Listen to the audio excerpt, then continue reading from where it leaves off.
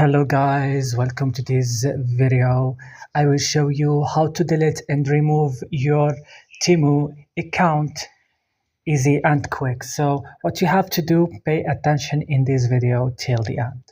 First, you just have to open your Temu app. Then come here, open your profile in the bottom of the screen and go to the corner of the screen here in the top and click on settings, and right now go to account security and click. So go to the last option, delete your Temu account. Click on it like this and click here, I want to permanently delete my Temu account, and click continue, and it will take you here to this page. Now you will choose the reason, click for example, I don't know, this reason, and click continue, and then you have to finish another step, and that's it. For me, I don't want to delete my account, that's why I don't complete these steps.